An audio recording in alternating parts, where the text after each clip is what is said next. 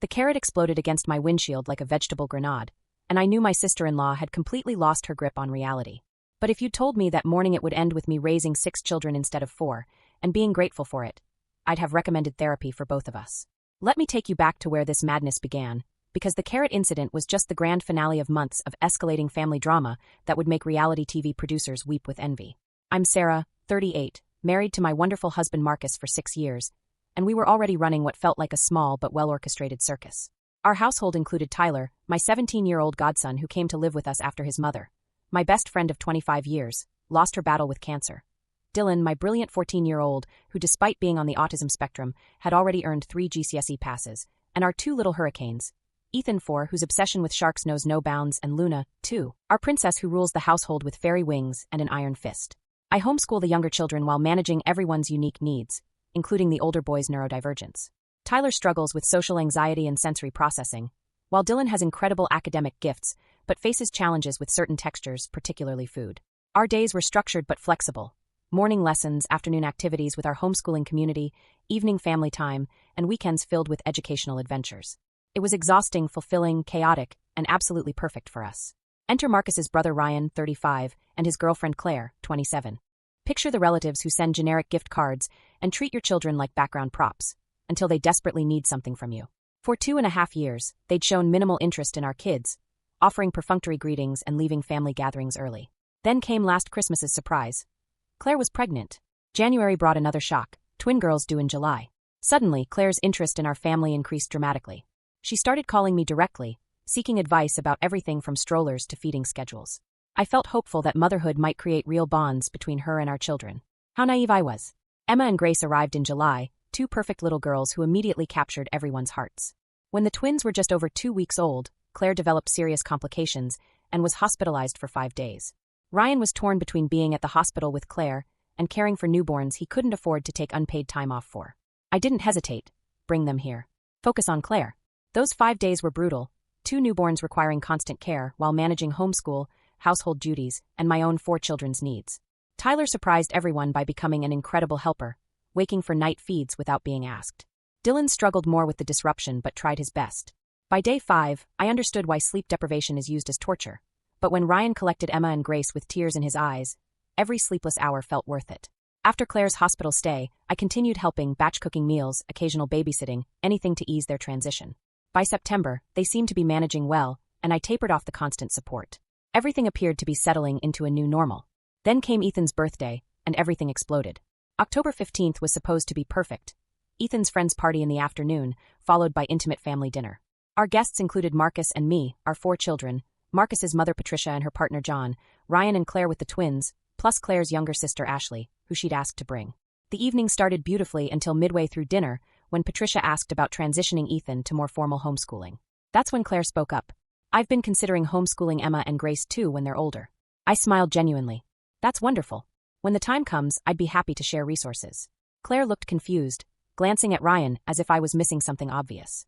Well, I just assumed since you'll be watching the girls when I go back to work in January, you'd naturally handle their education too. The fork froze halfway to my mouth. I'm sorry, when was there an agreement about me watching Emma and Grace? Well, you don't work and we can't afford childcare. It just makes sense for them to come here. 5 days a week, including Sundays, our sacred family day. For free. Because apparently being a stay-at-home mother who homeschools multiple children meant I had unlimited time and energy. Marcus jumped in. No conversation about this has ever taken place between any of us. The argument escalated. Claire countered every reason I gave. No 7-seater car? The older boys could stay home. Dylan's educational activities? He could coast with his current qualifications until college. Then she crossed the line that changed everything. Besides, at least my children are actually related to yours, unlike Tyler who was just dumped in your lap a few years ago. The silence was deafening. Tyler, who'd lost his mother, who'd worked so hard to overcome trauma, who was family in every way that mattered, had been called dumped on us. The rage that filled me was white-hot and protective. How dare you? Tyler wasn't dumped on us. His mother was my best friend of 25 years. Her final wish was that Tyler live with me because I'd been a constant in his life since birth. There is nowhere else in the world he belongs except in this home. Claire kept arguing, but I was done. When I discovered she'd asked Tyler and Dylan to babysit the twins in their sanctuary space so she could continue pressuring me, I lost it completely. Get out of my house. Now. They left, but not before Ashley called me a selfish bitch who didn't know the meaning of family. Tyler immediately defended me, leading to Ashley mocking him for not being real family. I started counting down from 10. They were gone before I reached 0. The next few days brought harassment from Claire, angry messages about how rude I'd been. I blocked her number. Ryan visited apologetically, asking for compromise. Despite everything, Emma and Grace weren't responsible for their mother's behavior. I agreed to Tuesday babysitting, one day a week when Dylan had no outside activities. Patricia agreed to Sundays. Claire would need childcare for 3 days, but that seemed manageable. November passed quietly until Christmas approached. Marcus hoped we could heal the family rift. When Claire invited us for dinner on December 22nd, mentioning gifts for the boys, I reluctantly agreed. As we prepared to leave, Tyler started having a panic attack, rapid breathing, full physical symptoms from social anxiety. Marcus and I immediately shifted plans. Your mental health is more important than family dinner, I told Tyler. We don't have to go. Marcus took Dylan and the littles while Tyler and I stayed home watching the Polar Express, his annual tradition with his late mother. An hour later, our front door burst open. Luna and Ethan ran inside excitedly waving new toys, followed by Marcus with a thunderous expression and Dylan looking crushed. Dylan silently handed me 2 gift bags. Inside his opened one were vegetables. Actual grocery store vegetables. Potatoes, carrots, Brussels sprouts, parsnips, broccoli, half a Swede. 90 pence worth of supermarket vegetables as Christmas gifts for a boy with autism who struggles with food textures. While Luna and Ethan received beautiful, age-appropriate toys and chocolates. What happened? I asked. Claire was excited for them to open their special presents. When Dylan saw the vegetables, she laughed and said she was doing him a favor by expanding his limited palate. That's when I left, Marcus explained. Dylan looked at me with devastated eyes. Do I ruin family meals because I can't eat vegetables? My heart shattered. This brilliant boy was blaming himself for Claire's cruelty. Then my phone exploded with messages from Claire, furious that we'd accidentally left one twin's gift bag in our car during the hasty departure. How dare you only buy for one twin? How would that make them feel to be singled out? The irony was breathtaking. She'd just weaponized my child's disability as a Christmas joke, and was now outraged about an oversight regarding 6-month-old babies. Her final message demanded I correct this mistake before we come for Christmas dinner. She still thought she was invited. She wasn't. That evening, I drove to their house with the forgotten gift bag and every vegetable she'd given Dylan. When I knocked at 9 p.m., Ryan answered looking exhausted. I could hear arguing and crying babies upstairs. I need to speak with Claire. She appeared making excuses about tending to crying babies. Ryan can handle that. We need to talk. What is your issue with my children? I asked directly. Why do you keep finding ways to humiliate them? She rolled her eyes. If it's such a big deal, I'll get them gift cards tomorrow. I was just trying to help with Dylan's eating issues. By targeting his biggest challenge and turning it into a joke? It's not my fault he's so picky. Stop. You don't get to criticize how I support my child's neurological differences. And after tonight, you're definitely not coming to Christmas dinner. You can't uninvite us from family Christmas. I absolutely can. That's when I dumped every vegetable she'd given Dylan into her lap. Since you're so concerned about vegetables, I figured you might need these back. I turned and walked out. She followed me to the driveway and hurled a carrot at my departing car. A grown woman, throwing vegetables. In the street, Christmas passed peacefully without Ryan and Claire. Then came Monday morning, January 6th, that changed everything. At 6 a.m., as Marcus left for work and Tyler prepared for college, I heard our front door open and close. Thinking Marcus had forgotten something, I called out while preparing breakfast. Instead of my husband's voice, I heard silence. Walking into our living room, I found 2 infant car seats on the floor with Emma and Grace inside, a diaper bag dumped between them, and the sound of a car speeding away. Claire had used her emergency key to break into our house, abandon her 6-month-old twins, and flee. The next few hours were chaos. Claire wouldn't answer calls. Ryan was clueless. She'd told him she'd found childcare and was excited about the baby's first day. Multiple family members frantically tried reaching her while I tended to confused, hungry babies and managed my own children's morning routine.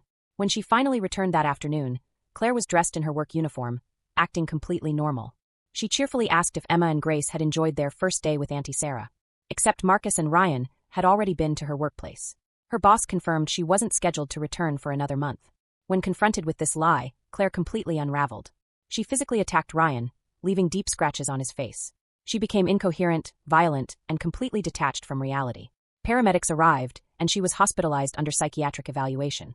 The twins stayed with us that night because Ryan had gone to the hospital with Claire.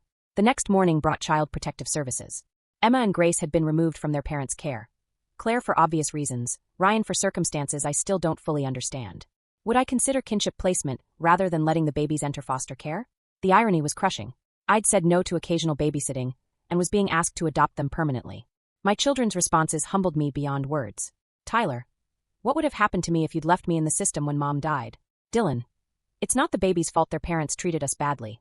Even little Ethan and Luna were excited about their baby sisters staying forever. Social services explained the support available: weekly allowances, respite care, counseling resources. Their goal was family reunification, but that wasn't possible currently. Marcus and I talked extensively. We had experience with kinship care from Tyler. We already loved Emma and Grace. Our children wanted them to stay. Friday afternoon, we gave our answer: yes. 6 months later, here we are. 6 children instead of 4, a new 7-seater vehicle, and Marcus's mother Patricia taking early retirement to help with our beautiful chaos. Emma and Grace are thriving. They giggle at Tyler's silly faces, fall asleep in Dylan's arms during story time, play peekaboo with Luna, and watch in fascination as Ethan builds elaborate Lego towers for the babies. Claire is still receiving intensive treatment. Ryan is working toward supervised visits, but it's a long road. Honestly, I'm not sure reunification is what's best for these girls anymore. The twins have siblings who adore them, extended family who celebrate them, and a home filled with unconditional love. Tyler and Dylan learned they're valued and protected. Marcus and I discovered we had more capacity for love than we imagined. Sometimes the worst people in your life accidentally lead you to the most beautiful blessings. Every morning when I see Emma's first smile or hear Grace's delighted laughter, when Tyler gently teaches them to clap or Dylan reads them stories in his calm voice, when Luna carefully shows them her toys or Ethan builds towers for my baby sisters, I'm reminded that family isn't about blood or obligation. It's about showing up. It's about love in action. It's about protecting the vulnerable and creating space for everyone to belong. The twins are napping now, Luna is building elaborate block cities, Ethan is engineering Lego masterpieces, and my teenagers are planning bright futures. It's overwhelming, exhausting, and absolutely perfect. The carrot stain finally came off my windshield, but the lesson it taught me will last forever. When life throws vegetables at you, make sure you're protecting the people who matter most. Sometimes saying no to the wrong things opens the door to saying yes to everything that truly matters.